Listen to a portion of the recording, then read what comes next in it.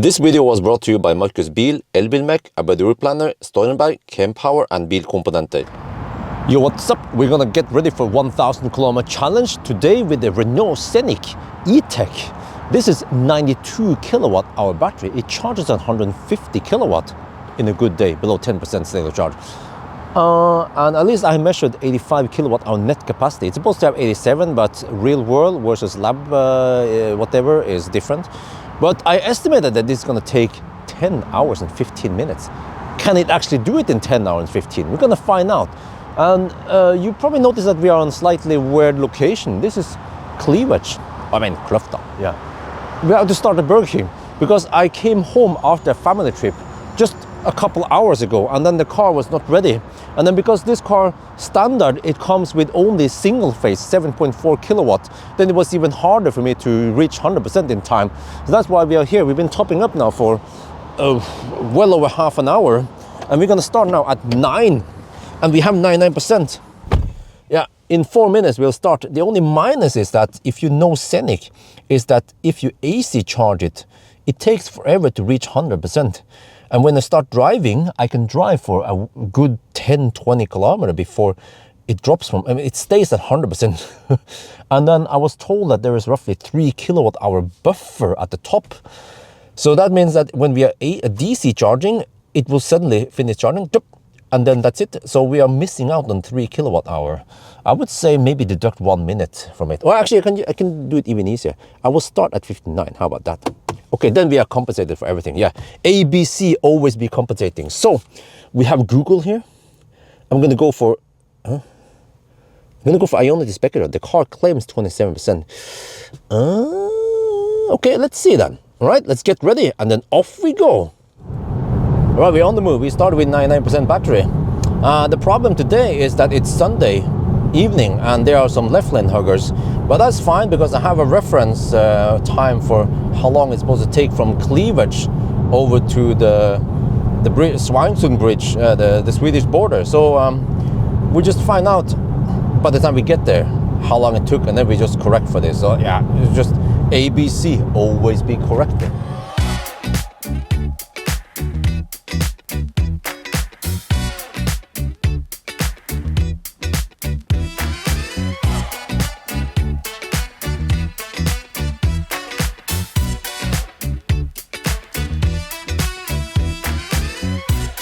We are now at Svinesundsbroen, and on a normal run we should be here at 10:13 and it's 10:15, so we are 2 minutes delayed because of the traffic, so we have to deduct for that. All right, now we go for I'm not sure yet. The car claims that I will arrive at Spectre with 20% now. I might skip Spectre and go for the next one, which is Kongalv.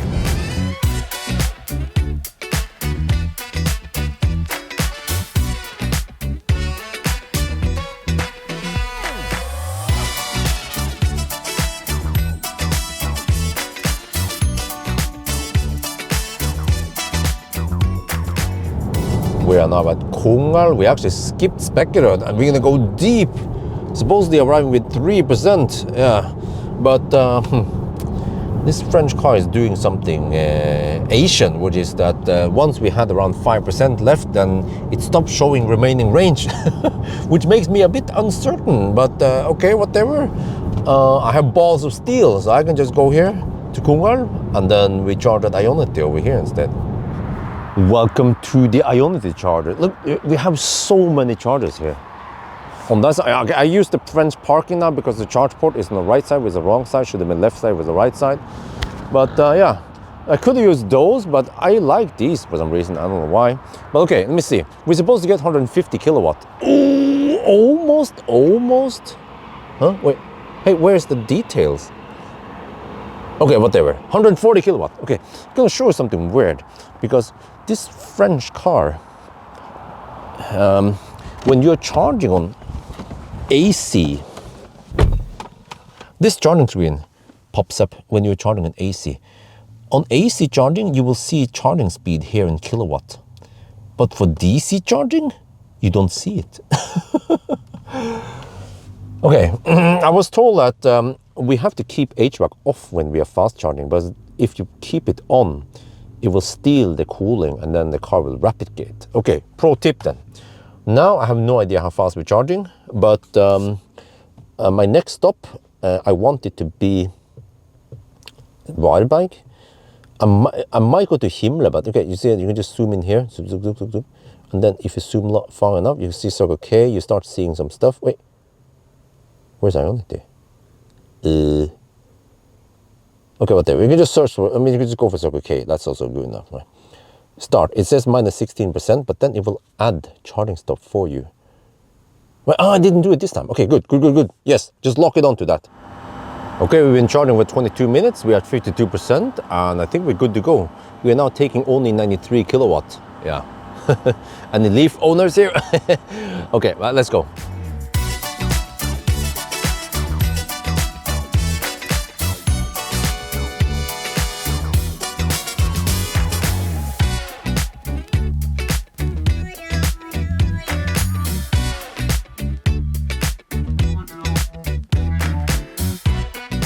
We just hit the concrete surface at Falkenberg, and if you want to hear something louder, we go to the right lane. Okay, well, it's not the loudest I heard, but now let's try to enjoy some music with the standard stereo sound system. Well, can you hear anything? I have to boost up, okay. Yeah, the noise is kind of overwhelmed by the, I mean the music is overwhelmed by the noise, yeah. Let's get over the left lane then so we can enjoy the music.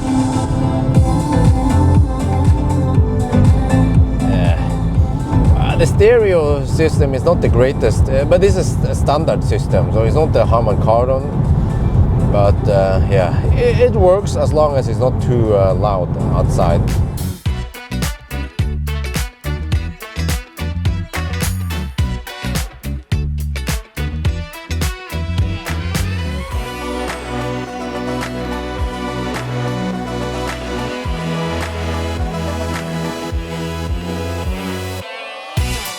We are now at the supercharger Halmstad, getting 140 kilowatt. Okay, I have not seen 150 kilowatt as advertised, so I don't know what's up with this, but we will get 140 kilowatt for not too long before it drops to 130. And we've been hammering it, and I have navigated to the supercharger. So any preheating, anytime would have happened now. Okay, it is quite windy outside. Ugh. You guys know the location, right? There's not much to do here at night, but at least I can go to Circle K here, which is open. Yeah, and I can show more of the car. Scenic. You know, it doesn't look that big, but it is actually quite spacious. So one thing I noticed is that in the back here, you see, well, this is here. Wait, it is kind of dark, even with cabin lights on. But here, the legroom is very good. When I did the banana box test, I could almost fit a banana box horizontally versus vertically. So, yeah. So even though, well, I claim that this is not a pure EV platform. I was wrong. Yes, it is a pure EV platform, but I still wonder if it's a pure EV platform, why the heck did they make it front-wheel drive? A pure EV platform should be rear-wheel drive or all-wheel drive, of course.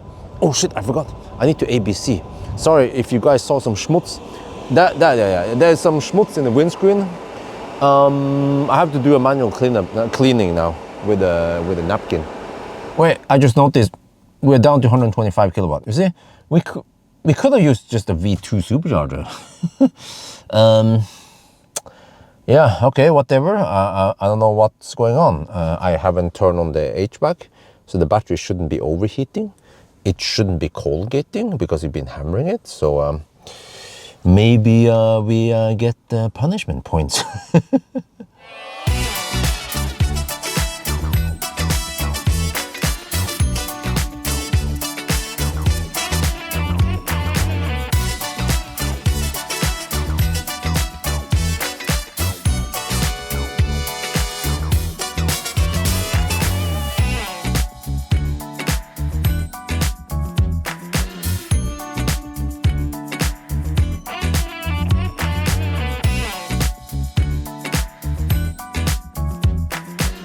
We are now at Ioniq. I keep arriving with 4%. Yeah, the two other charging stops and this one, I arrive with 4%. That is quite a coincidence. So every time you see, we get this 140 something kilowatt. I'm not sure what this is, maybe cooling, but we ain't seen any 150 kilowatt. Okay, whatever. So yeah, it's getting late, almost 3 at night. I just have to get past Göteborg and then eventually also Oslo. So I did turn around slightly earlier this time, so that means that we have to drive past Home and then turn around and then, yeah, okay, whatever. Next stop, I want it to be roughly at, I'm thinking Hogstorp. Can I search for it? Or I can just find it. Munkedal, Tanum. It's here. I can pinpoint it right here. Yeah, you see. And then it found Tesla supercharger. I always navigate to a fast charger. It would say something like this, you know, blah, blah, blah, you know, start. So it shouldn't Colgate, right? Wait, did he add charging stops for me? I think it does that. Just like Polestar, it will add charging stops automatically and you cannot change it. All you have to do is remove the charging stop manually, like this. Yeah, every time. Yeah, and then it says minus 30%. That's fine because we are charging now. Wait, and then every time, just need to show you guys that every time now we get the 140 kilowatt for a minute or so, and then it drops to 127 kilowatts. Yeah, but for the first time we see volts and amps here. Well, actually, yeah. We didn't see that at the Konghalla, but it seems like maybe the car is capped at 350 for the most part, and we got the 400 amp initially. Yeah, it's acting like an Aria right now. Actually, Aria would give me only 90 kilowatts, so at least we don't get that bad charging speed. Okay, as usual, go to the restroom, come back, 21-minute charging, we are good to go, 49%. At least it's consistent. And then here, the car estimates that we will arrive now with 9%, 150 kilometers away. Okay, let's go. Now this is interesting. Every time after we finish charging, the safety score starts with 100% or 100. Yeah, eco is 67. I don't know what the heck is going on. And then once you hammer it, then it drops. Shit. Wait, what the heck? We are just on the motorway now. And then I have never seen the safety score drop so fast before. Huh? What? How much is it gonna drop? Shit, man. On an empty road? Really? With no traffic? Huh?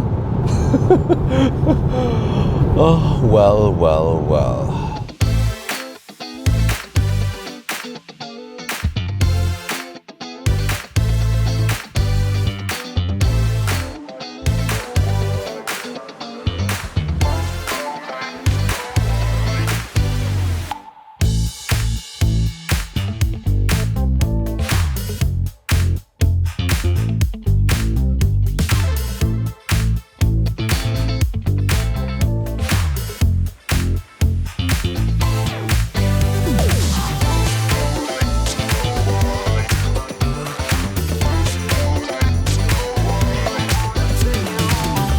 We are now at the second to last charging stop, most likely. Yeah, this is Hogstorp. I arrived with 5%. I've been nailing the charging stops so far. 4%, 4%, and then 5%. And then how fast are we charging? Oh, I have no idea. We can look here. In electric, no information there. Battery, no information there. But fortunately we can look in the Tesla app, and there we see that we are taking 142 kilowatt. Oh yeah, at least it's consistent. Oh, it's 4:30 at night now, and then I was just sitting here charging for myself, right? And then suddenly some pickup truck parked right there. The dude came out. I was like, oh, well, I'm gonna get mugged. So I just locked the door. But even if I lock the door, what if he just hits me with a hammer? I mean, hits the glass. Then what? They'll call the police. Wait, what number is it? Is it 911? I don't know. But you know, I heard that there's a device that you put, it's like an adapter. You put it on the CCS port and then you can release yourself from it in an emergency, and then you can just start driving without having to go out and unplug. I'm not sure how that works. But okay, we are now at 42%. I have been going to roughly 50% every time. I think I'll just go for 50% one more time. So let me see here, we are now currently at how many kilowatt is it? 92. Yeah, it happens every time now. Around 39% something, it throttles. So yeah, one more charging stop somewhere. Now my concern is that once we enter Norway, we might hit some traffic. So just have to get past Oslo before the Stau happens. You see, now if we leave soon, we'll be around Fredrikstad at 6 in the morning. Tomorrow, I mean, it's Monday now. Not sure how I'm gonna do this. I'll figure out something. Wait, no. It keeps going into the stingy mode where the car is on for around 5 minutes and then everything shuts down. Well, most of it. So what's up with that, man? We have 92 kilowatt hour battery. There's no need to be stingy over here.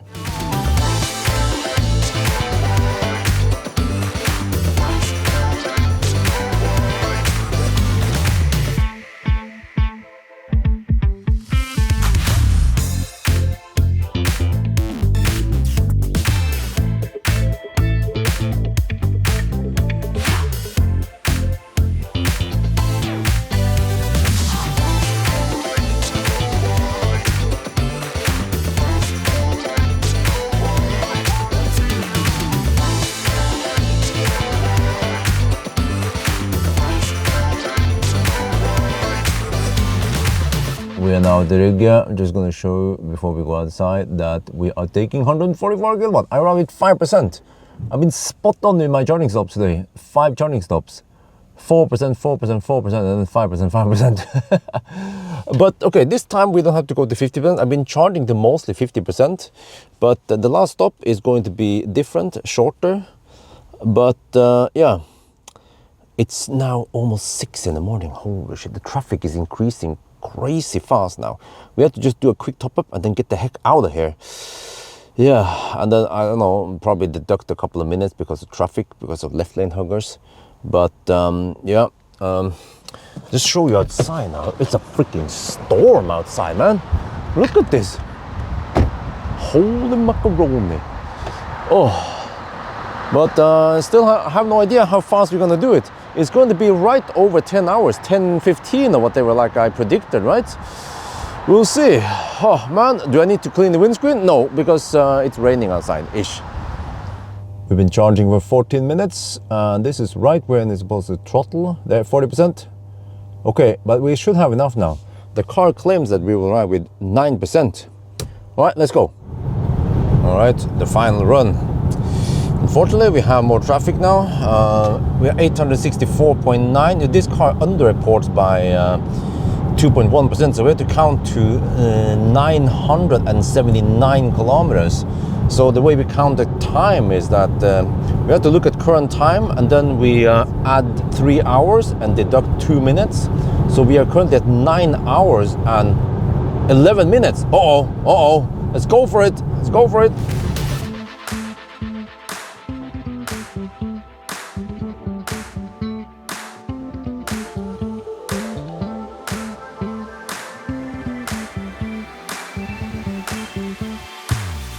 Man, this is exactly what I've been talking about.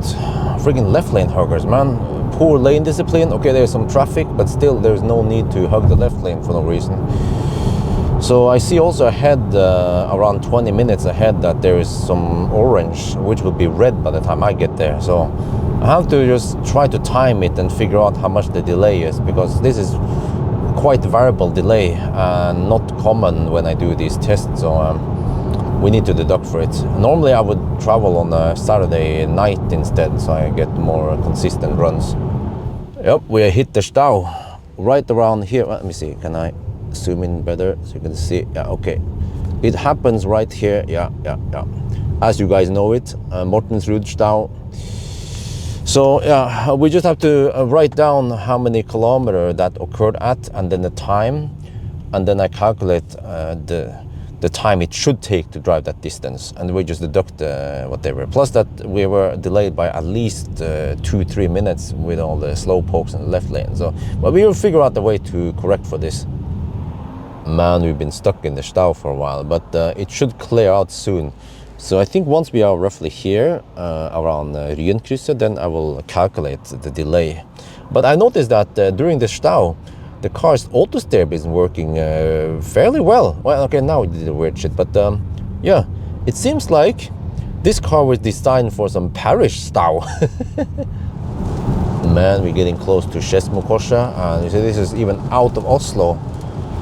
And we still have slow traffic, mainly because it's raining plus the morning rush. So yeah, I've calculated that the stau we encountered earlier, it was 21-minute delay. And then we had some other deductions and general slowness.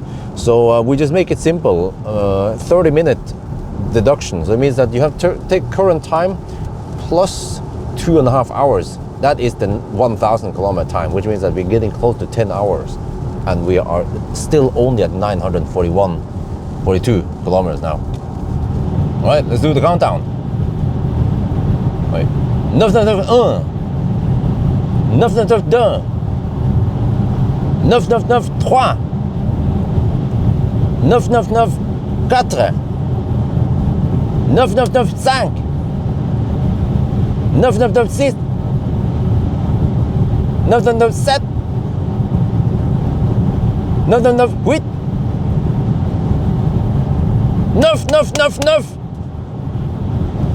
1000 kilometer. Okay. Consumption 280 watt-hour per kilometer. Time 740. 10 hours and 10 minutes. Whoa. The slow clap for the Frenchman. Oh, this is strange. First, I was at the supercharger with it. I tried at least 10 times trying to handshake. It failed. I now try Kempower. It fails. First, I thought there was something wrong with the supercharger, which is unlikely because I've been using lots of supercharger on this challenge. And then suddenly the car just refuses to handshake on anything. I have 9%. I kind of need to top up. So let's just go home then. And AC charge, and then I just have to charge on the way back or some shit. Or I might have enough juice just to deliver the car with 9%. I just say that, okay, I was supposed to top up, but then the car failed. You know, in the French, in the Peugeot E205, 208, I had to do the French reset, which is to lift up the cap for the 12-volt battery and then put it back in again. There was even a quick release for it. Okay, whatever. Let's go home then. We are back home. We are charging at 6 kilowatt. It's actually 5.5 kilowatt. At least we're getting something. I don't know what the heck happened there. Maybe I just need an AC charging to reset the whole BMS, whatever, car brain, and then at least I can AC charge on the way south towards the city. But I have to do a kindergarten run. Normally, Isabel is ready in around 10-15 minutes. So I have to do the wrap up. But before that, we go here on the live stream. And then we need a little shout out to donators. Tristan, he donated $4 through Super Chat. And then Nonjas tipped $10. Dankeschön.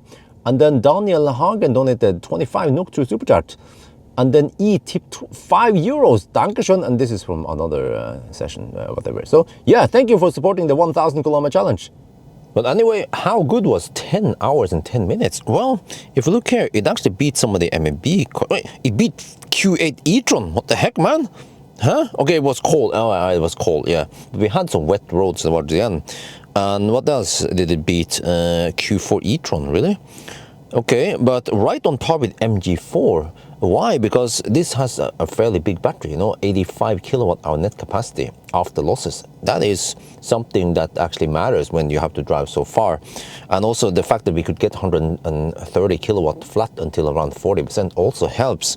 So yeah, I mean, it's not the fastest charging car. It's not like an 800 volt hyped up 250 kilowatt charging car, but it does, I mean, it gets the work done. Yeah, in a comfortable way. And the seats are good.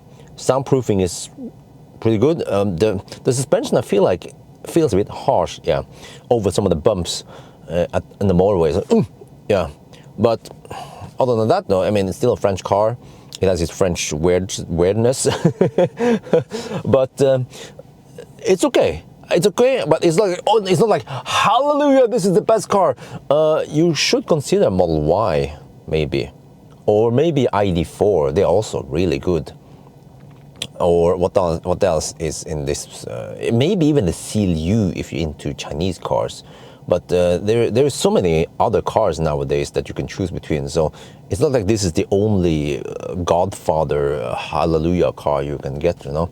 But if you're interested in one, at least I can say that it's not a shitty car. It's actually good in many ways. But it's more like it is average. But maybe that's what you're looking for, right? So anyway, I think that's gonna be it for now. Hope you guys enjoyed this video. As always, thank you for watching and talk to you later.